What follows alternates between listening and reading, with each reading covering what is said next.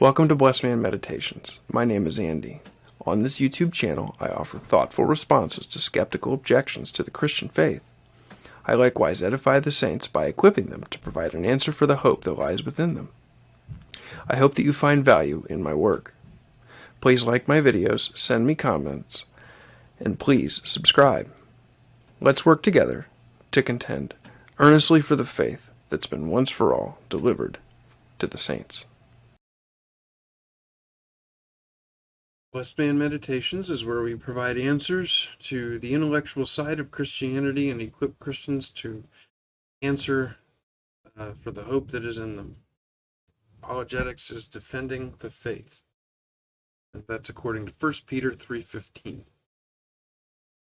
We are wrapping up our study of Is Atheism Dead by Eric Metaxas. We are getting closer to the end, I should say, of Is Atheism Dead by Eric Metaxas.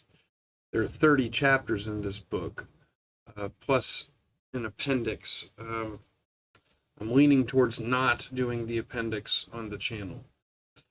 Eric Metaxas is a best-selling author whose books have been translated into 25 languages, the host of a nationally syndicated radio show and acclaimed conversation series, Socrates in the City. Metaxas is a prominent cultural commentator whose work has appeared in the New York Times, the New Yorker, the Atlantic, and the Wall Street Journal. Part 3 of Is Atheism Dead by Eric Metaxas, under the unit heading of What is Truth, in Chapter 29, is Great Scientists Who Were Devout Christians.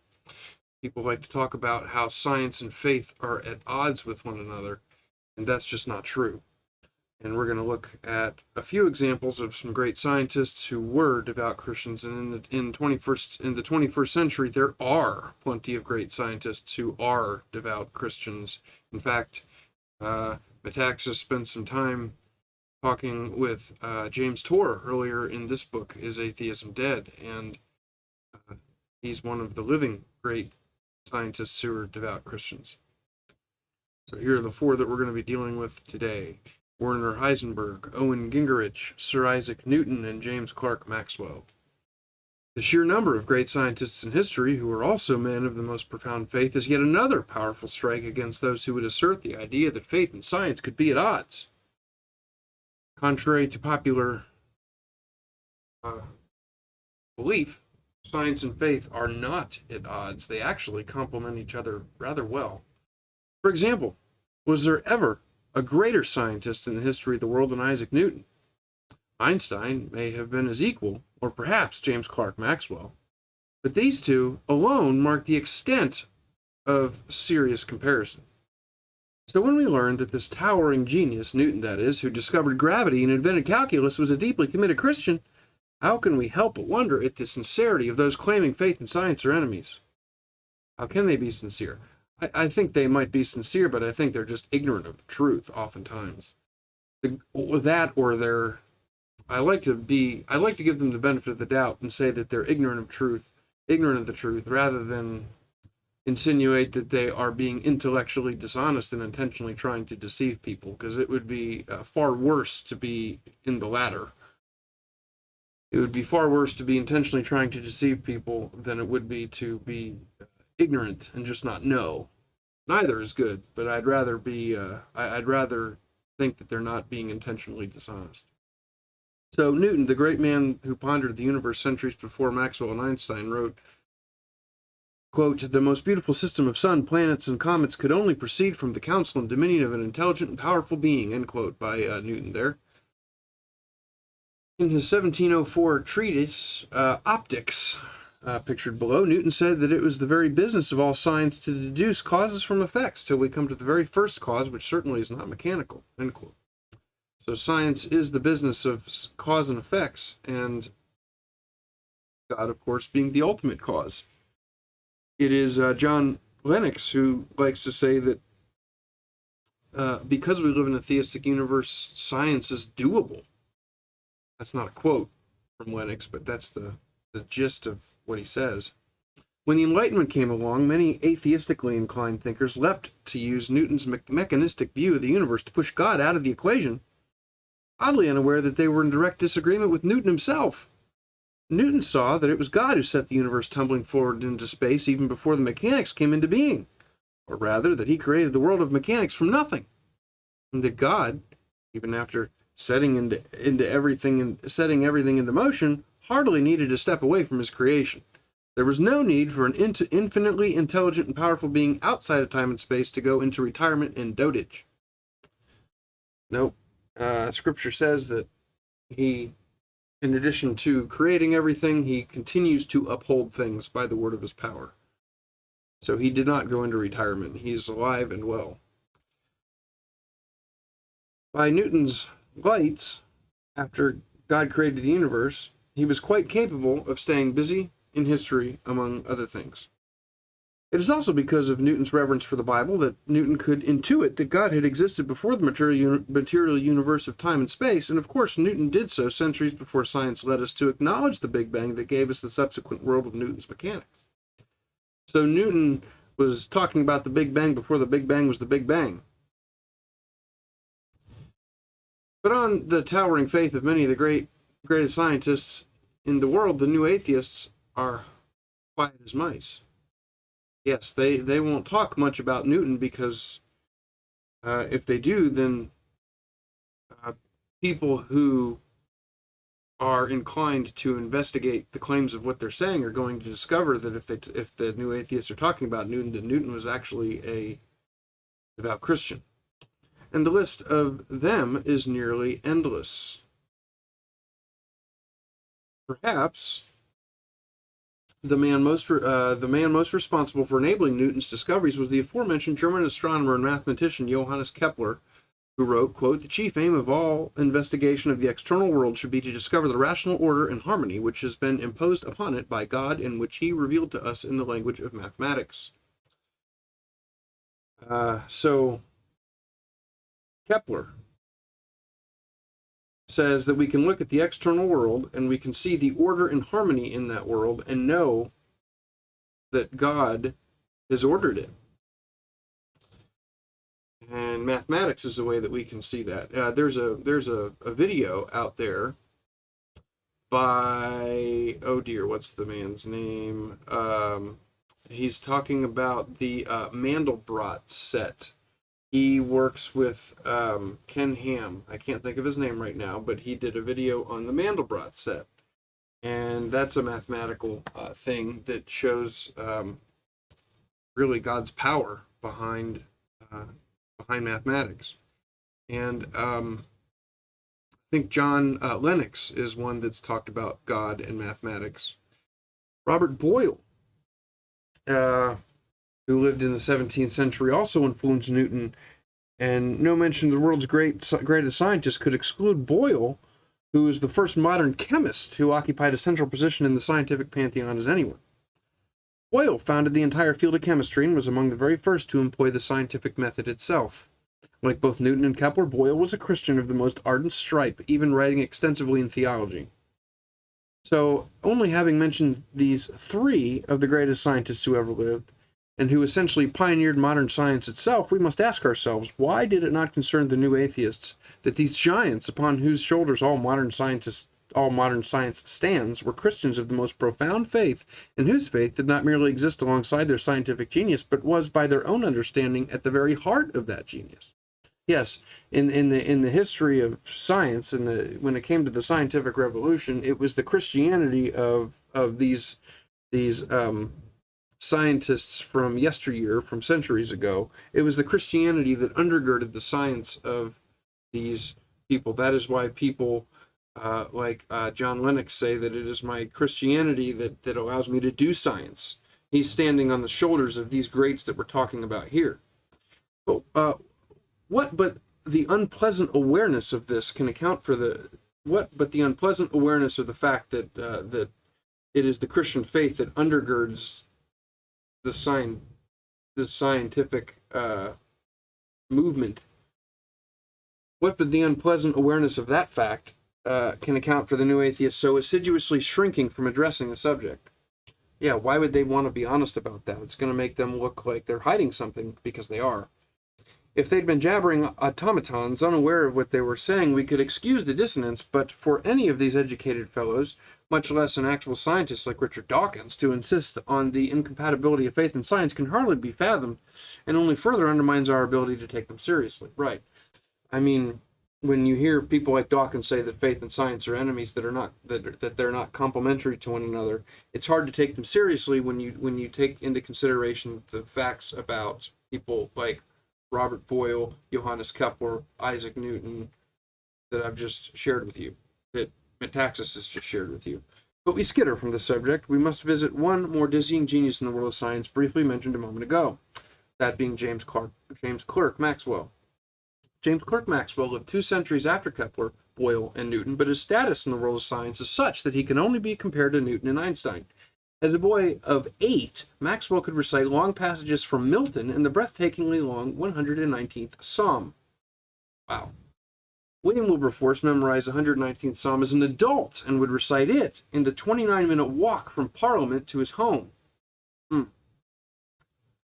So this man, it took 29 minutes to recite it for William Wilberforce, and this 8-year-old boy, James Clerk Maxwell, had it memorized.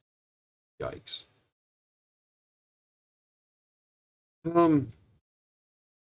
As an undergraduate at Cambridge, James Clerk Maxwell determined to be as uncompromising in his examination of the Christian faith as in his examination of the natural world. In a letter to his friend Lewis Campbell, who later became a professor of the classics at St. Andrews, Maxwell expressed his belief that it was only the Christian faith that invited such total investigation, and that it did not insist anyone believe what is not true.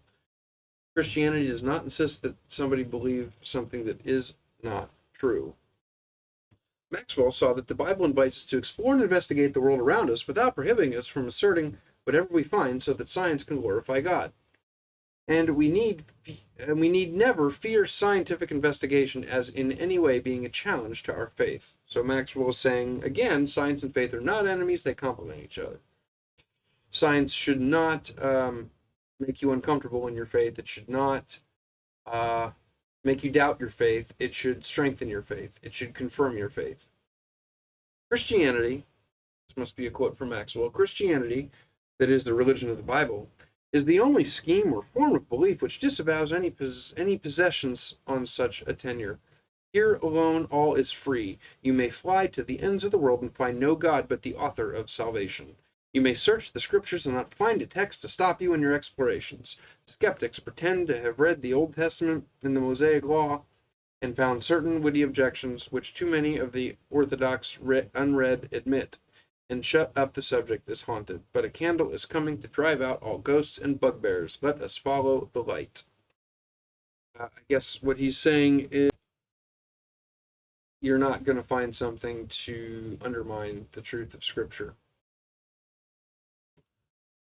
It is certainly interesting that what Maxwell did in science was to follow the light, perhaps somewhat literally, being the one to show the world that electricity, magnetism, and light were all parts of the same spectrum we now call electromagnetism. All 3 phenomena travel as waves and move at the speed of light.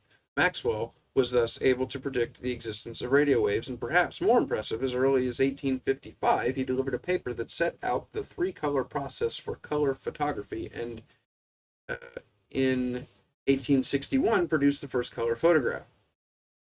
But it was in preparing the way for special relativity and quantum mechanics that Maxwell was most highly regarded.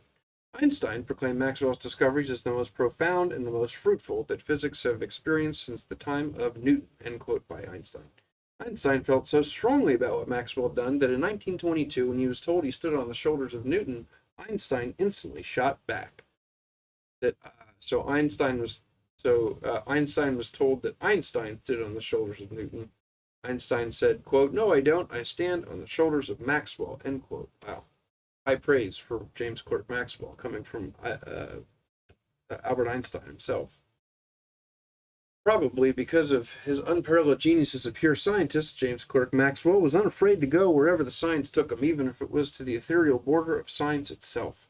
For example, in an inaugural lecture to a professorship, Maxwell makes plain that from what he knew of science and the Bible, he saw that the universe was not eternal, but it had been created.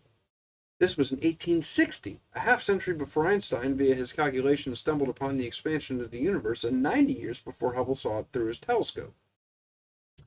Here's a quote. Is this quote from Maxwell? Let's see. The mass of each individual molecule and all its other properties are absolutely unalterable. In the second place, the properties of all molecules of the same kind are absolutely identical. Let's consider the properties of two kinds of molecules, those of oxygen and those of hydrogen. We can procure specimens of each. Now, if during the whole previous history of either specimen, whether imprisoned in the rocks, flowing in the sea, or careening through unknown regions with the meteorites, any modification of the molecules had taken place, these relations would no longer be preserved. But we have another and entirely different method of comparing the properties of molecules. The end of the Maxwell quote may have been here. The mass of each individual molecule and all its other properties are absolutely unalterable. Second place, the properties of all molecules of the same kind are absolutely identical. Let's say that's the end of the quote. Yeah, but willing to be corrected about that. Let us consider the properties of two kinds of molecules, those of oxygen and those of hydrogen.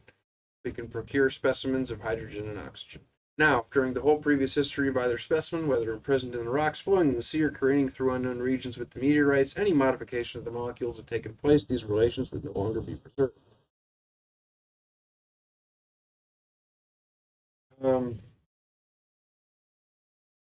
So, if you change either the hydrogen or the oxygen in some way, they can't attract each other. But we have another and entirely different method of comparing the properties of molecules. Molecule, though indestructible, is not a hard, rigid body, but is capable of internal movements, and when these are excited, it emits rays, the wavelength of which is a measure of time of vibration of the molecule. This may be a really long quote by Maxwell. By means of the spectroscope, the wavelengths of different kinds of light may be compared to within 1/10,000th part. In this way, it's been ascertained not only that molecules taken from every specimen of hydrogen in our laboratories have the same set periods of vibration, but that light having the same set periods of vibrations emitted from the sun and from the fixed stars. We are thus assured that molecules of the same nature as those of our hydrogen exist in those distant regions, or at least did exist when the light by which we see them is emitted. From a comparison of the dimensions of the buildings of the Egyptians with those of the Greeks, it appears they have a common measure. Hence, even if no ancient author had recorded the fact that the two nations employed the same cubit as the standard length, we might prove it from the buildings themselves.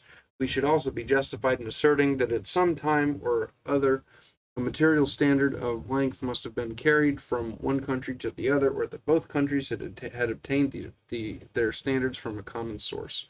But in the heavens we discover by their light, and by their light alone, stars so distant from each other that no material thing can ever have passed from one to another, and yet this light, which is to us the sole evidence of the existence of these distant worlds, tells us also that each of them is built up of the molecules of the same kinds as those which we find on Earth. A molecule of hydrogen, for example, whether in Sirius or in Arcturus, executes its vibrations in precisely the same time. Each molecule, therefore, throughout the universe bears impressed on it the stamp of a metric system as distinctly as does the meter of the archives of Paris or the double royal cubit of the Temple of Karnak. None of the processes of nature since the time when nature began have produced the slightest difference in the properties of any molecule. Okay, so since the beginning, the properties of the molecules have been finely tuned to not change, to behave the same way ever since creation, basically. That sounds like fine tuning to me. We are therefore unable to ascribe either the existence of the molecules or the identity of their properties to the operation of any of the causes which we call natural, because natural processes change over time. On the other hand, the exact equality of each molecule to all others of the same kind gives it, as Sir John Herschel has well said, the essential character of a manufactured article, and precludes the idea of its being eternal and self-existent. Thus, we have been led along a strictly scientific path, very near to the point at which science must stop.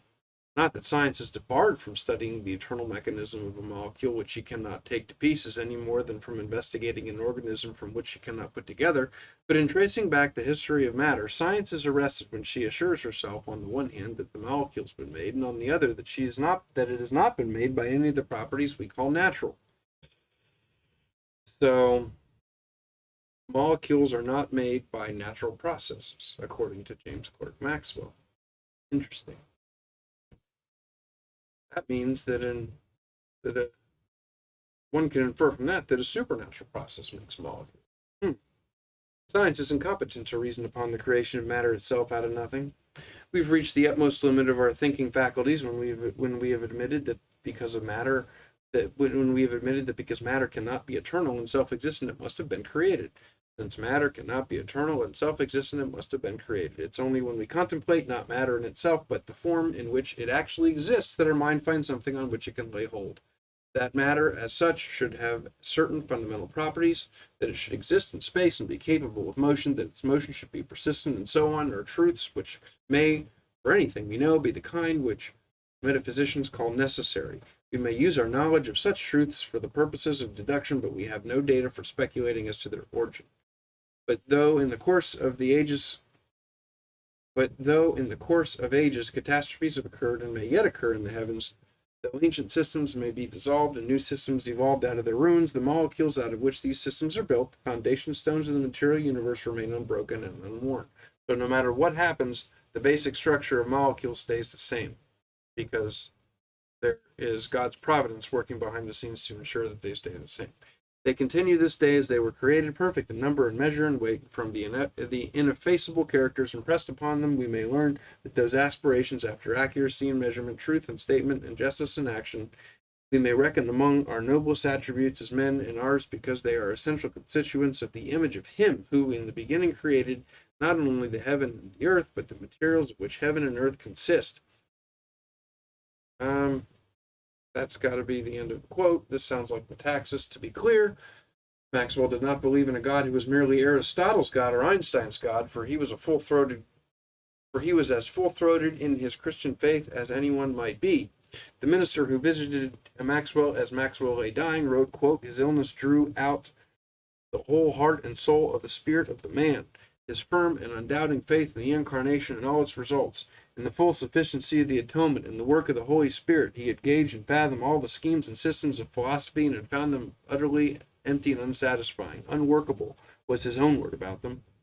And he turned with simple faith to the gospel of our Savior," end quote, by a minister who visited James Clerk Maxwell on his deathbed. As death approached, Maxwell told a Cambridge colleague, quote, "I've been thinking how very gently I've always been dealt with. I've never had a violent shove in all my life. The only desire which I can have is, like David, to serve my own generation by the will of God and then fall asleep," end quote by Maxwell. Now we're going to look at more scientists of the Christian faith. For further evidence that science and faith are not merely compatible but inextricably linked, we need not only to glance at the list of leading scientists who are, for further evidence that science and faith are not merely compatible but inextricably linked, we need only to glance at the list of leading scientists who were devoutly Christian. The list is so long that we'll only add a few to those already mentioned. In the 17th century, for example, one finds Blaise Pascal, and in the 18th, Gottfried Wilhelm Leibniz, Carl Linnaeus, and Antoine van Leeuwenhoek. In the 19th century are such giants as Joseph Priestley, Charles Babbage, Gregor Mendel, Asa Gray, Michael Faraday, and Samuel Morse, as well as the four horsemen of electricity, Alessandro Volta, Andre Marie Ampere, Heinrich Hertz, and James Prescott Joule. Those names sound familiar to me. They're from my days in school. I can think of references to volts and voltage and amperes and hertz and megahertz and joules. These units must be named after these people. In the 20th century, a host of names stand out, including George Washington Carver, Igor Sikorsky, Werner von Braun, and Werner Heisenberg, who was among the pioneers of quantum physics and was awarded the Nobel Prize for creation of quantum mechanics, end quote. But in a 1973 speech, Werner Heisenberg spoke on the very subject we've been discussing in this book. Quote by Heisenberg, as you know, in the development of the sciences, the option has time and again been expressed since the famous trial against Galileo that scientific truth cannot be brought into harmony with the religious interpretation of the world. Although I am convinced of the unassailability of the scientific truth in its own sphere, Heisenberg said, I've never been able to dismiss the content of religious thinking simply as a state in human consciousness which we have superseded, and as a part which and as a part which we can dispense with in the future. So I've continually been forced during my life to ponder on the relationship between these worlds of the spirit, for I have never been able to doubt the truth of what they are pointing to, end quote, by Heisenberg. In our own century, the list is already endless. Through Metaxas's own Socrates in the City series, Metaxas has had the honor of meeting and interviewing many of them, including Sir John Polkinghorne, Tel Aviv University's Gerald Schroeder, Lehigh University's Michael Behe, Stanford University's William Hurlbut, Oxford University's Ard Lewis and Alistair McGrath, Harvard's Armand Nicoli, MIT's Rosalind Picard. Two more Metaxas has had the privilege of hosting are Harvard's Owen Gingerich and at the National Institute's Health Director Francis Collins. He's also, I'm virtually certain that Metaxas is also, well, of course he's talked to James Tour. He was interviewed in this book, below. Gingerich is the Professor Emeritus of Astronomy and History of Science at Harvard and is a Senior Astronomer Emeritus at the Smithsonian Astrophysical Observatory. Gingerich is a co-author of 2 successive standard models for the solar atmosphere and is a leading authority on Kepler and Copernicus. Gingerich undertook a 3-decade-long personal survey of Copernicus's great book, De Revolutionibus, examining more than 580 16th century copies in libraries across Europe, North America, Australia, Japan, and China, and for these efforts was awarded the Polish government's Order of Merit and had an asteroid named in his honor. All right, Gingerich served as vice president of the American Philosophical Society, which is America's oldest scientific academy, and chairman of the U.S. National Committee of the International Astronomical Union as a counselor of the American Astronomical Society. He was also given the George Darwin lecture. Gingerich has given the George Darwin Lecture, which is the most prestigious lecture of the Royal Astronomical Society. Gingerich has observed 12 total solar eclipses and published 600 technical and educational articles and reviews. Upon his retirement in 2000 from Harvard, his course, The Astronomical Perspective, was the longest-running course under the same management in the history of America's oldest university. Now we'll look at Francis Collins. I want to say Francis Collins wrote a book on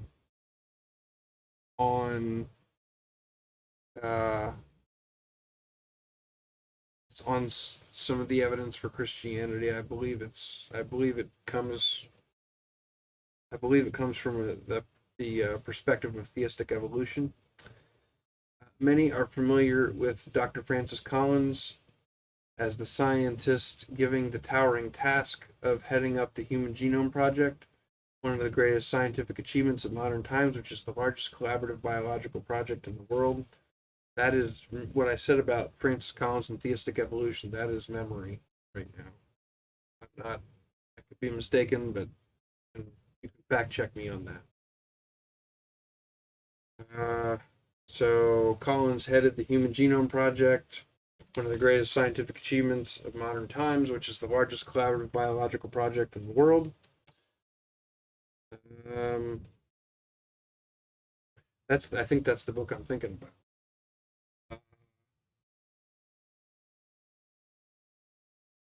Although that's about DNA. Maybe it is. It's fitting that among the most well-known and accomplished scientists of our time should not only be a devout Christian, but one who also devotes a considerable amount of time and energy to explaining how this dedication to faith and science are not only compatible, but about how it was science itself that led him to faith, which he does in his powerful book, The Language of God. A scientist presents evidence for belief. It's his book. So, that is the end of chapter 29 of Is Atheism Dead by Eric Metaxas. Next is the last chapter of Is Atheism Dead by Eric Metaxas. It is Conclusions, the meaning of meaning. And Metaxas, in that chapter, he covers a lot of different topics that are covered in more detail elsewhere, perhaps on this channel or on other channels, and you'll see when we go through that chapter. But chapter 30 should be the last one in the series of Is Atheism Dead by Eric Metaxas. There is an appendix. The appendix is literally just the op-ed that Metaxas wrote for the New York Times article, for the New York Times, which just gives which just gives some brief statements of the scientific evidence for God's existence that are more exhaustively developed in this book, Is Atheism Dead? So be on the lookout for chapter 30 of Is Atheism Dead by Eric Metaxas, where we will look at the conclusions and discuss the meaning of meaning. In the meantime, please like, comment, and subscribe. And I hope you have a blessed rest of your day.